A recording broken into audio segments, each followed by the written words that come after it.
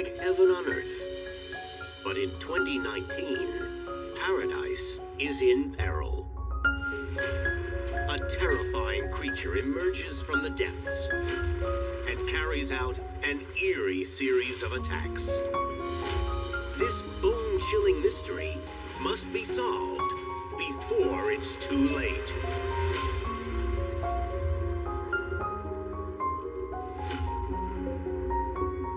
We're on the island of Oahu.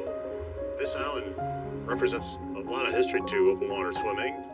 Eric Shaw is a long-distance swimmer who specializes in a discipline known as channel swimming. Channel swimming is swimming from one island typically to another island through a large body of water. It's like swimming a marathon. I met a guy named Steve, and he told me about this swim called the Kaiwi Channel as being part of Ocean 7. Ocean's 7 is a challenge created in 2008, enticing long-distance swimmers to tackle some of the most dangerous waters in the world. The Molokai Channel, also known as the Kaiwi Channel, located between the Hawaiian Islands of Molokai and Oahu, is one of the Ocean's 7 challenges.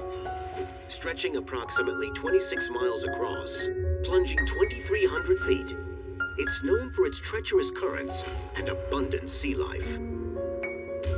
Few people have ever made it across. We all know that you're going to have rough water, lots of wind, and sharks.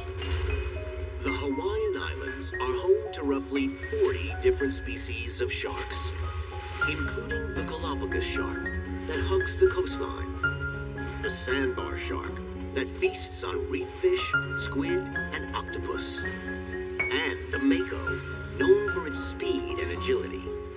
These predators rarely trouble swimmers, but they're not the only ones who roam these depths. I knew that white sharks and tiger sharks would be a possibility, and that our crew would notify us if there was a large predatory shark. Knowing that, I had a great sense of ease and confidence in their ability to get us from Molokai to Oahu. But out in the open ocean, an unseen terror that no one anticipated lies in wait. This is the first time I've been back. Yeah, there's a lot of emotions going on right now.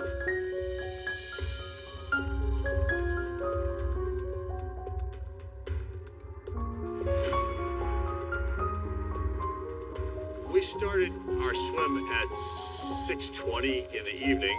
The sun was setting. We had a kayaker in the water who was following the boat, and we're swimming at night. We're following the most minimal amount of lighting possible, which was for us red glow sticks.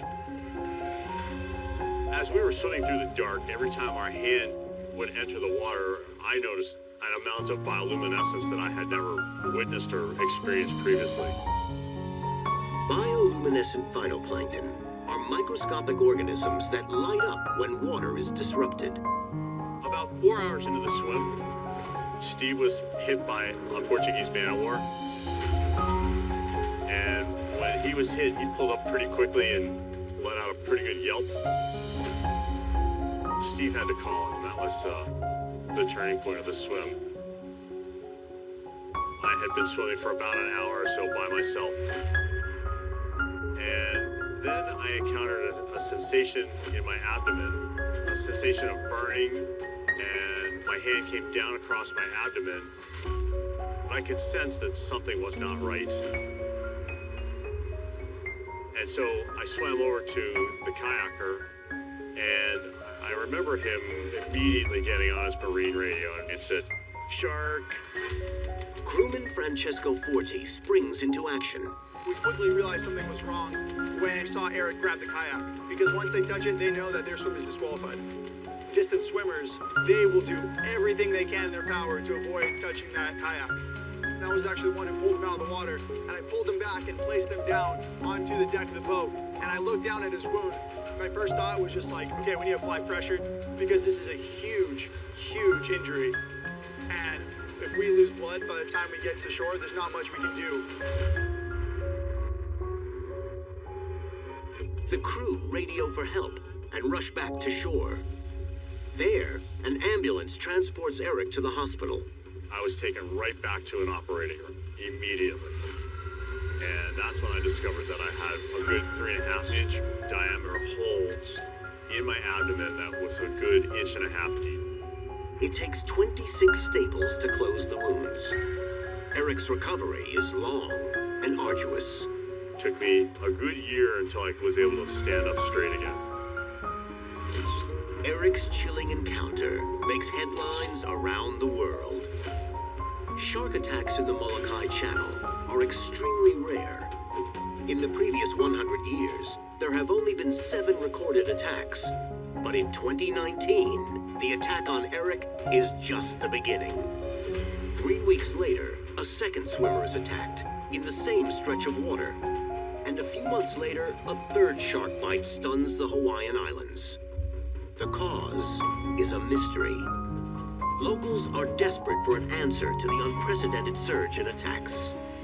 3 happening in 1 year. We thought, there must be something going on. I really want to get to the bottom of this because I want to know that I can continue to play in this ocean.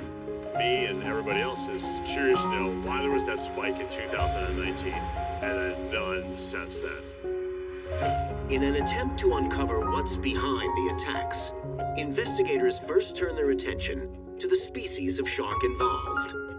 And suspicion immediately falls on 2 notorious sharks that inhabit Hawaiian waters.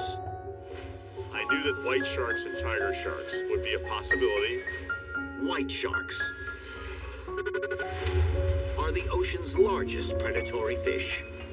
They can grow up to 20 feet and are responsible for more fatal attacks on humans than any other shark. Tiger sharks, named for the striped markings that adorn their flanks. Dubbed the garbage cans of the sea, they will eat anything from sea turtles to tractor tires. A surprising detail emerges from Eric's account that suggests a very different shark was involved. I encountered a sensation in my abdomen, a sensation of burning, and my hand came down and I grabbed onto a fish. While the crew was watching for larger sharks, could something smaller have gone undetected? Dr. Dan Huber of the University of Tampa examines Eric's unusual bite wound. The lower part of the wound is very, very circular. You can see here from the depth of this wound that it went through multiple muscle layers, got really deep, caused a lot of tissue damage. This circular pattern bears all the hallmarks of one of the strangest and rarely seen sharks in the ocean. These have those telltale signs of a cookie cutter shark having been involved in the attack. Named for the circular wounds they leave on a victim's flesh, cookie cutter sharks spend most of their time in the deep ocean. Each night, they migrate to the surface, where they are believed to feed on large fish and marine mammals.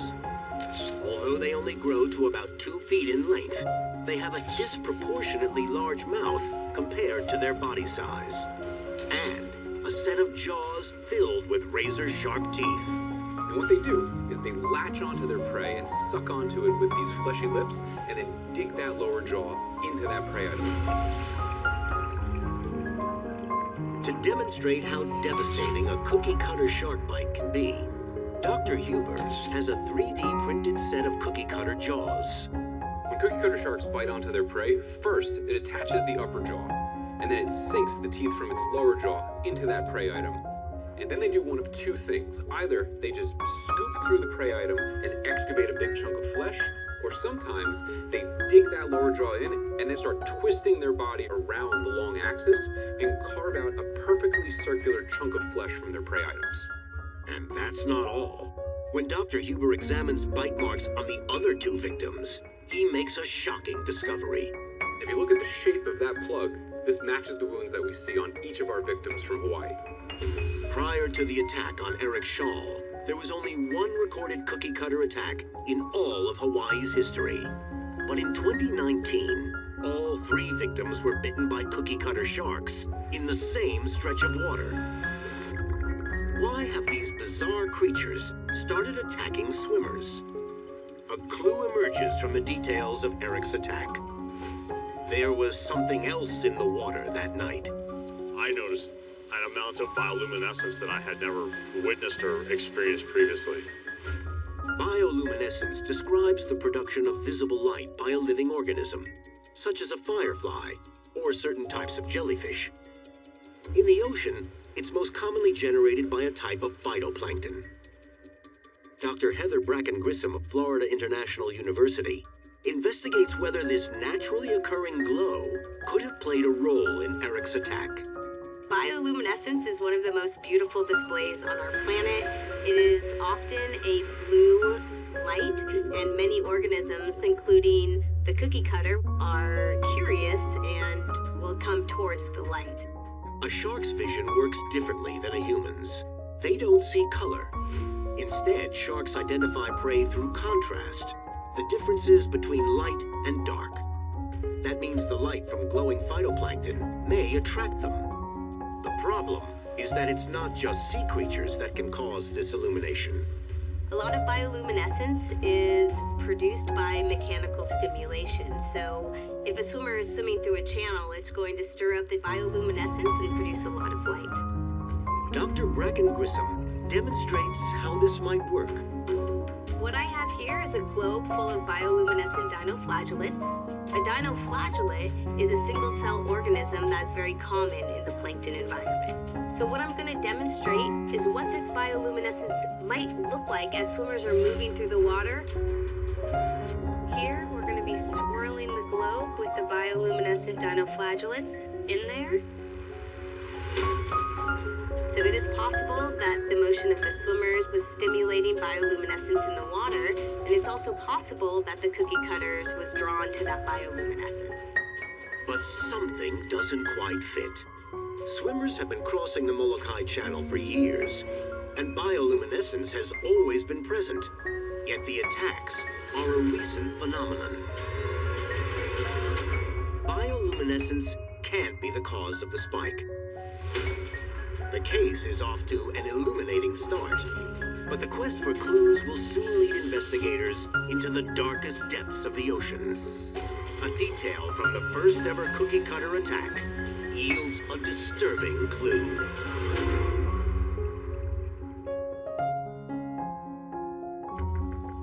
I grew up on Oahu. Most of my life I've lived on Maui. All of my life I've been involved with water sports. Mike Spaulding is a long-distance swimmer who lives in Hawaii. In 2009, he's attempting to cross the Alanuihaha Channel between the Big Island and Maui. But something is waiting for Mike in the depths of the ocean.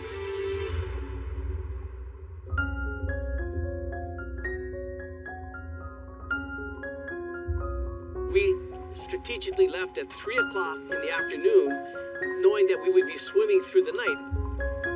We started off in beautiful water. In 5 hours, I was 10 miles offshore. At first, the 30-mile swim seems to be going to plan. I was making good time. The current was helpful. When I laid out the program for the swim, I told the captain, 0 lights. Lights attract fish. Sharks are attracted to fish. 0 lights. Got dark about 7:45. He was having difficulty seeing me, and he turned his lights on so he could spot me, thinking that it'd be better to have the lights on, even if it's going to attract bait, than losing me out there in the blue waters. But Mike and his crew aren't the only ones in the water. Then all of a sudden, I got hit by the squid, and that's when all hell broke loose. I got hit by the first squid, and then a second, and then a third. I was terrified that something really bad was about to happen. All of a sudden, I had a very sharp pain in my sternum. Mike doesn't know it, but he has just become the first recorded human victim of a cookie-cutter shark attack. I grabbed the kayak, and I'm struggling to get into the kayak, and my legs were egg-beating and kicking, and that's when I got hit. felt just like a punch. It was just like a...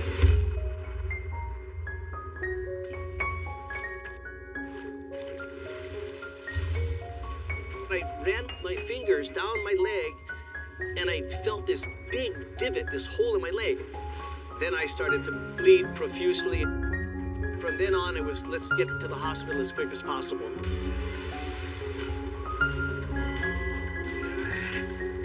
It took us about 5 hours going full speed with the diesel boat to get to Kihei boat ramp.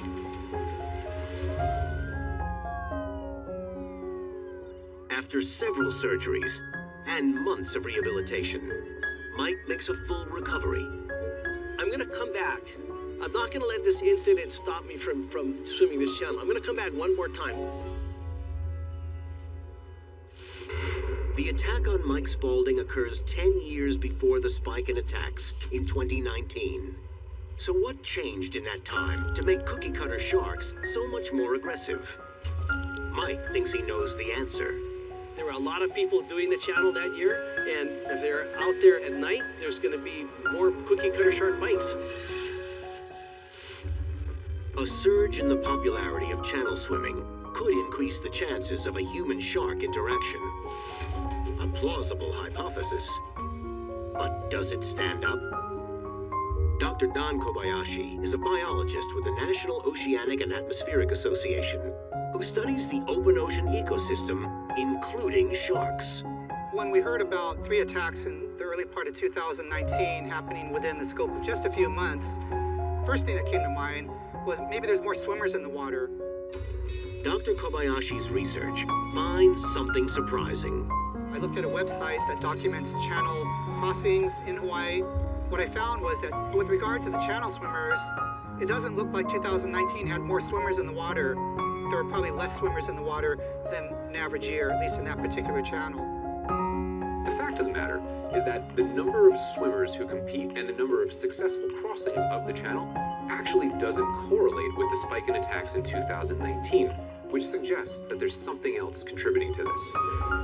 Perhaps there is another reason why the swimmers are attracting sharks, and it centers around a particular part of the day. Mike's attack and the 3 2019 incidents all happened at night, the time of day when cookie cutter sharks migrate from the depths up to the surface. Cookie cutter sharks spend most of their time in pretty deep water, down to depths of about 3,000 feet. But each night, they make a migration up towards the surface in order to follow their prey. This puts them potentially in greater contact with people. Dr. James Anderson of California State University, Long Beach, investigates how cookie cutter sharks hunt at night. So the question becomes, how do these animals actually find their prey? We know that they have these big eyes, which allow for more light to come in. So we have to look at the other sensory organs that can give us clues as to how it hunts, how it finds its prey. So one of the things we can look at is the lateral line system. The lateral line runs from the tip of a shark's snout to its tail and along both sides of its body. It's made up of a series of fluid-filled canals lined with tiny receptor cells. And so water flushes in, runs across those receptor cells, and then that triggers an action potential that goes back to the brain, sending messages about the directionality of that water flow came from. Sharks use this keen sense to hunt. Once they feel a vibration in the water, they follow it in search of a meal. Cookie cutters have a well-developed lateral line system, which allows them to take water movements generated by potential predators or potential prey. Could the changes in water pressure made by a splashing swimmer be attracting sharks to the area, increasing the chances of an attack? It's absolutely possible that the movements of the swimmers attracted the attention of the cookie cutters. Yes, that is primarily part of what that lateral line system on the fish is for. Swimmers have been crossing the Molokai Channel for years without incident. For this theory to stand up, something would have to be different about the behavior of these particular swimmers.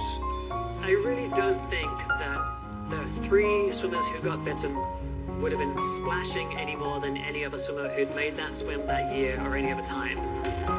Yes, it's possible that the animals were cueing in on vibrations, water movement they generated, but I don't believe it's because they had a particularly bad swimming style compared to anyone else.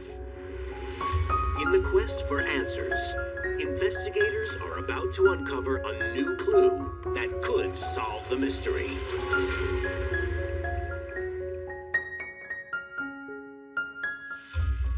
The thing that really worries me about cookie cutter sharks is that we have no idea about their movement, so I don't even know when to be scared. Scientists know that cookie cutter sharks hunt at night, and a detail from Mike's attack offers another clue as to what they might have been hunting. The cookie cutter shark bite was within minutes of being bumped by the squid. Dr. Kim Holland of the Shark Lab at the University of Hawaii, Manoa, is at a local fish auction in search of other victims of cookie cutter sharks. This is a great place to see how common cookie cutter shark bites are on all the different species that are here for sale on the auction floor. Cookie cutter sharks have long been considered parasites that prey on larger marine life for their primary food source. Here is a good example of two wounds right next to each other. One circular one there is quite fresh. This is the scar of an old one. So it's a very common phenomenon.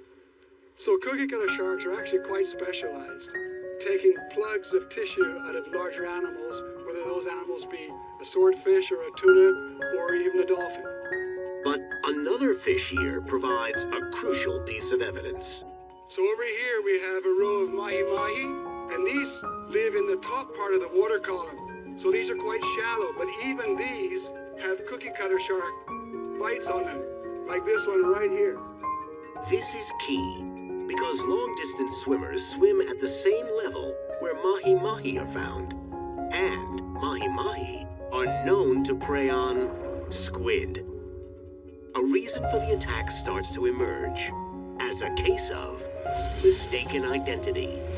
Well, you can see that a cookie cutter shark doesn't really care what it takes a bite out of. So if it gets a chance to get close to a human, it would probably think, okay, here's a target, take his chances.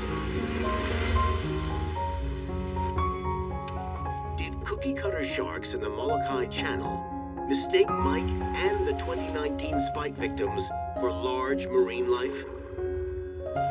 Dr. Sora Kim at the University of California, Merced researches the diet of sharks. For the cookie cutter shark project, we looked at muscle tissue and liver because they capture different amounts of time in terms of diet. Traditionally, we thought that cookie cutter sharks ate large prey, and this was because this is what we could see at the fish market. In June 2021, scientists, including Dr. Kim, published a surprising study overturning the conventional wisdom about cookie cutter shark diet.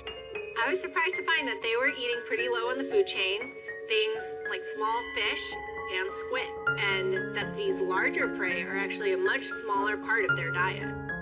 Were the cookie cutter sharks drawn to the area by the presence of squid, bringing them into contact with the swimmers and triggering the attacks?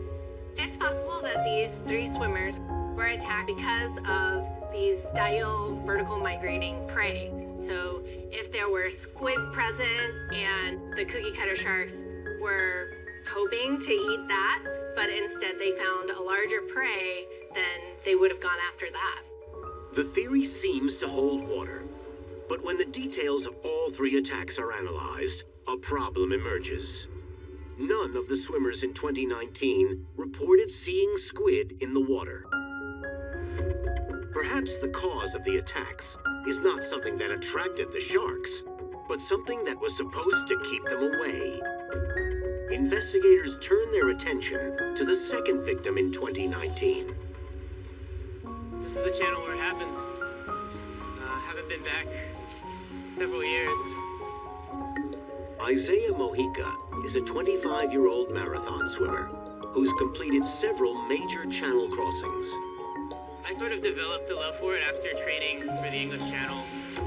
So in April of 2019, I had already swum the English Channel and the Catalina Channel, and my goal was to swim the Molokai Channel. Just 3 weeks after the attack on Eric Shaw, Isaiah is preparing to make his own Molokai Channel crossing. When I was getting ready for the swim and I heard about Eric Shaw's shark incident, I knew that shark attacks are really rare. and I didn't think it would happen to me. The goal was to start the swim around 5:30, swim through the night, and then finish around mid-morning. The swim definitely felt like bathtub water. The water seemed very calm. But the calm doesn't last. At sunset, right after the team turned on navigational lights, Isaiah experiences a strange stinging sensation. After a while, I kind of got used to the feeling, and I realized, oh, that's a jellyfish. As night draws in, the crew deploys a special safety mechanism. Every 30 seconds, the device emits a low-voltage electric pulse in the water, which is designed to keep large sharks away from the swimmer. But the pulse is strong enough for Isaiah to feel it as he swims. Swimming next to the shark shield, I could feel a sharp zap, like a static electricity zap, except kind of all over your body. Around midnight, boat captain Ivan Shigaki tosses a thermos with a light attached to Isaiah, signaling it is time for a feeding break. But something else in the water is also preparing to feed on Isaiah. All of a sudden, I felt a sharp pain in my back. I also heard what sounded like someone biting into an apple.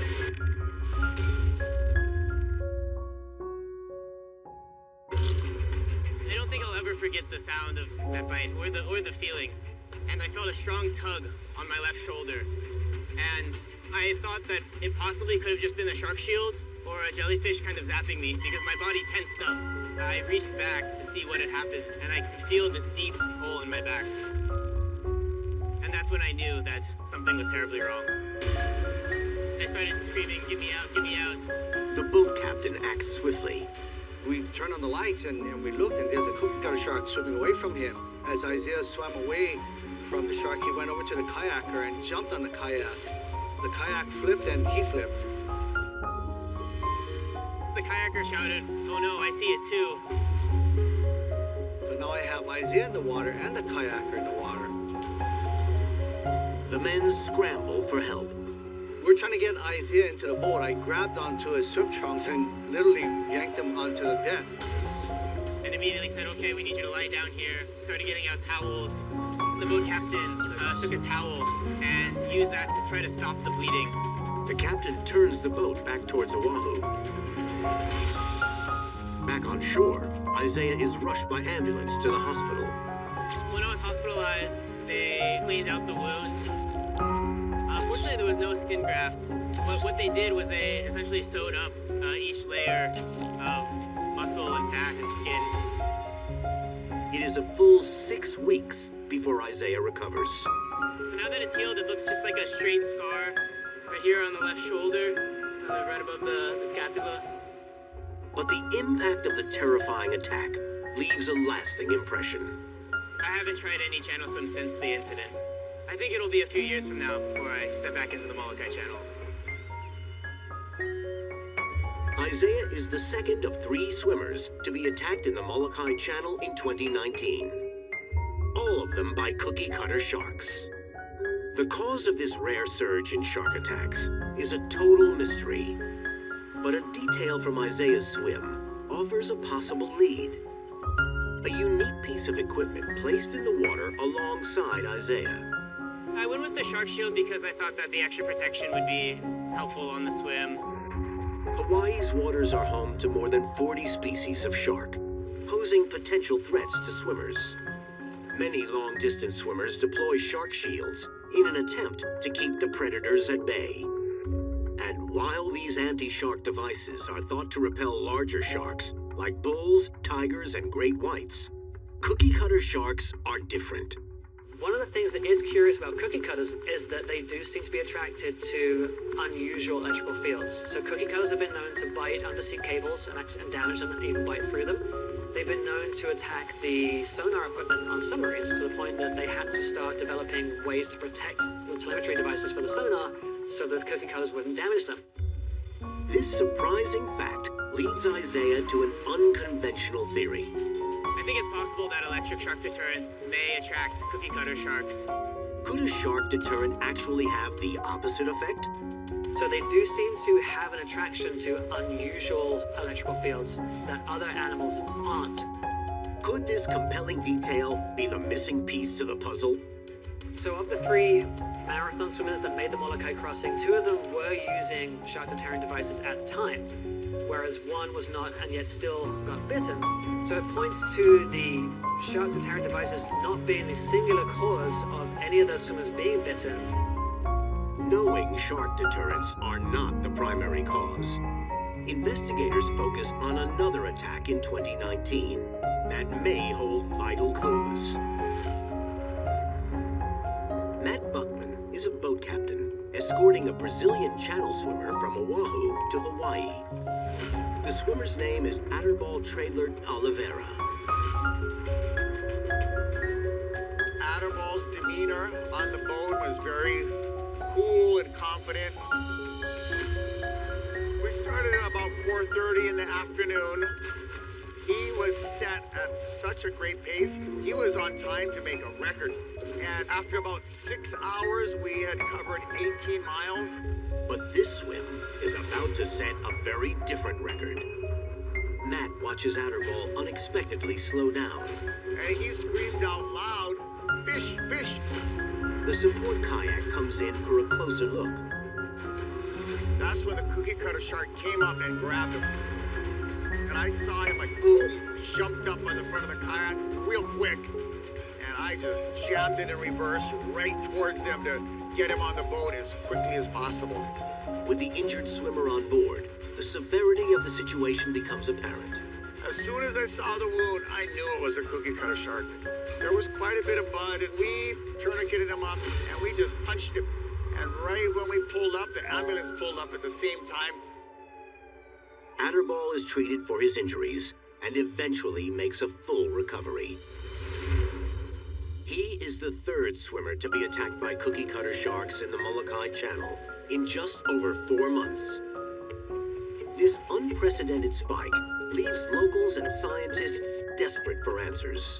What's going on? Is the moon lining up? Is it a phase? Is it an explosion in population? Nobody really knew.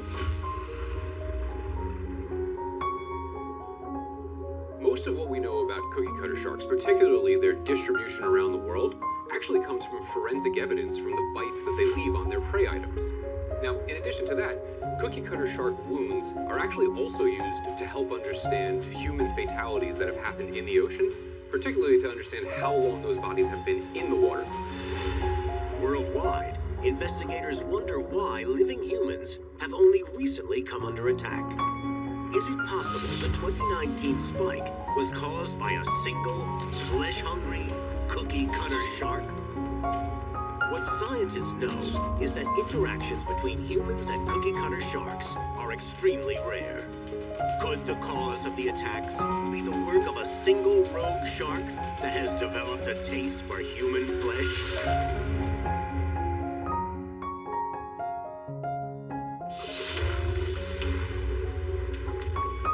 The idea of a rogue shark is that there's one shark that for some reason or another has attacked multiple humans. And there's very, very limited evidence for this throughout history, but the fact of the matter is that there are some cases in which this has occurred. It's thought that in 1919, a spate of fatal shark attacks along the New Jersey shore was the work of a single rogue bull shark. 100 years later, and halfway across the world, is the same thing happening in Hawaii? Now, it's been suggested that the cookie cutter shark attacks on humans in the Molokai Channel in 2019 could have involved a rogue cookie cutter shark. The answer lies in the bite marks left on the swimmers who were attacked. These are all classic cookie cutter shark wounds. All of them have this circular form to them. Now, when we look at all of these wounds, we see a lot of similarity because all of these have those telltale signs of a cookie cutter shark having been involved in the attack. Now, some of these attacks even happened in a pretty close proximity, similar times to each other. Distinct bite patterns could be the very clue investigators have been waiting for. In addition to comparing bite wounds from the 2019 survivors, Dr. Huber also analyzes the bite wounds of the first ever Hawaii cookie cutter attack, that of Mike Spaulding. While Mike and Isaiah's attacks appear to have come from cookie cutter sharks that were of very similar size, potentially the same shark, Outerball's attack was definitely from a smaller shark, so there's no way that the same shark could have been responsible for each of these attacks. It's highly unlikely that there was a single cookie cutter shark attacking swimmers in 2019. To unlock the secrets of this elusive creature, investigators turn to someone who has encountered them on many occasions. It's extremely rare to actually see a cookie cutter shark. First time I saw a cookie cutter shark, I didn't realize I was looking at a shark. Cookie cutter sharks are by far the weirdest looking shark I've ever seen. Josh Lampus is an award-winning photographer specializing in night dives, known as black water dives. In 2008, he became the first person known to capture a living cookie cutter shark on video. You know, as far as I knew, it was an elusive shark that no one got to see. And then it wasn't until we started blackwater diving with some regularity that we actually got to see them. Josh believes a clue could lie in a key aspect of cookie cutter shark behavior, one that is part of a much larger natural phenomenon that occurs in the ocean every single night. To demonstrate, he heads towards the site of the 2019 attacks, the Molokai Channel. The movement of sea creatures from deep water to the surface is called vertical dial migration. This migration that we're seeing each night during a blackwater dive is actually the largest migration on the planet. The animals we come across out there are completely out of this world. I sometimes think that if we somehow came across an alien species, we wouldn't even know that it was an alien species. Just like the 2019 attacks, all of Josh's cookie cutter shark encounters occurred at night and near the surface.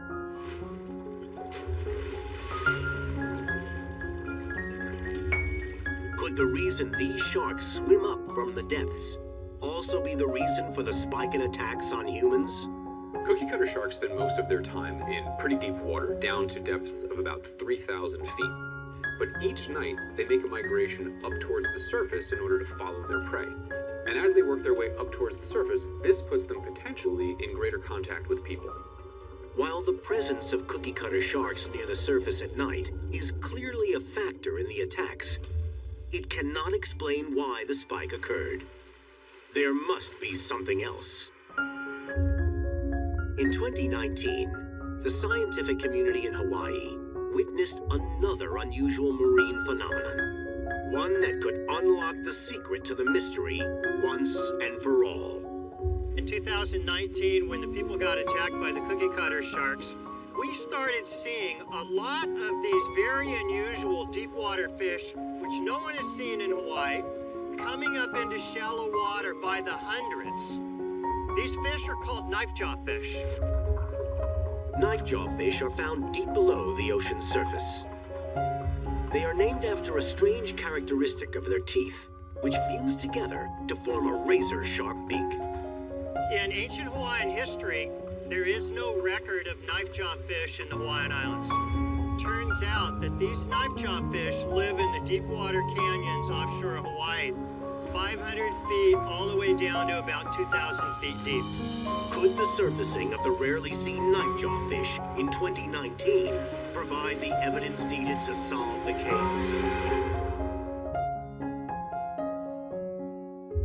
Marine biologist Terry Lilly believes there's a connection between the sightings of the knife-jaw fish and the cookie cutter shark attacks.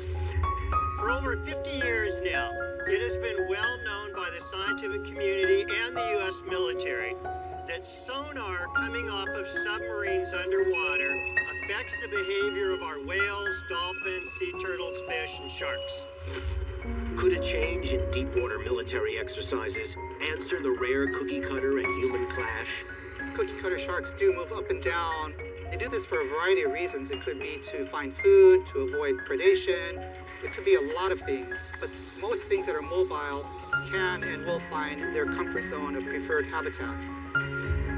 Now that the military has told us that they move this activity, none of these problems currently exist.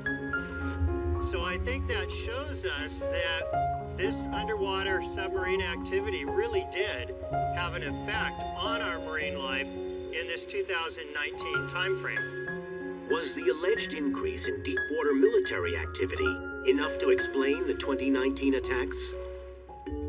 There's been military activity, Navy activity in Hawaii for decades. It's a very important base for the Navy. So I don't think there's been any change in the naval or other kinds of activity that could account for a putative spike in cookie cutter shark bites. Deepwater military activity in the channel does not explain the spike. There's one critical clue still to explore: the water itself. Before 2019, there was only one recorded cookie cutter attack in Hawaiian waters. But that year, there were 3 vicious attacks. Something in the water must have changed. Dr. Don Kobayashi and his team have identified a key difference in the marine environment that occurred in 2019. Once we heard about the 2019 spike, my colleague Dr. Ryan Rikaziski and myself started to explore the oceanography of the channel region, particularly with respect to sea surface temperature. 2019 was a very, very odd year in that it started out cooler than usual and ended up much warmer than usual. So it wasn't a cool year or warm year per se, but it was a little bit of both. To their surprise, the researchers found what is referred to in the scientific community as an anomaly. By anomalous sea surface temperature, we mean it fell outside the range of the 10th or 90th percentile, respectively, for cooler or warmer sea surface temperatures. So we're still trying to figure out what causes that, and it's probably related to this large gyre. A gyre is a system of rotational currents. Hawaii resides in the North Pacific Gyre, which moves clockwise and is formed by 4 ocean currents: the North Pacific, the California, the North Equatorial, and the Kuroshio. The temperature of the ocean will depend on the speed of that gyre and how fast that water is moving around in that very, very large wheel, which was known to be spinning a little bit slower that year. So this had pronounced effects on the oceanography around the Hawaiian Islands. Because of the gyre's slow rotational speed, water temperatures around Hawaii in 2019 started off colder, but heated up to the second highest surface temperatures on record by midsummer, right around the time of the last cookie cutter attacks of that year. But how would these warmer temperatures affect the behavior of sharks? We have some hypotheses that perhaps a change in the vertical distribution of the cookie cutter sharks might put it in that overlap region with a human swimmer near the surface of the ocean. There could also be changes in the cookie cutter shark's predator-prey dynamics, like perhaps it's hungrier or the food has changed its location. But given that the oceanography seems to have changed, there's probably something going on with the cookie cutter shark behavior that brings it more into contact with humans in that year. Dan Huber believes this plays into a key predatory characteristic of many marine creatures, including sharks. This feeds into a physiological process called hunt warm, rest cool. Sharks will move into warmer waters in order to hunt, because in those warmer waters, they'll have a higher metabolic rate and their muscles will perform at a higher level. But once they get their food in those warm waters, they retreat into colder waters. And when they do so, their metabolic rate is going to go down, which means that the meal that they just got is actually going to last longer. So because the waters off the coast of Hawaii were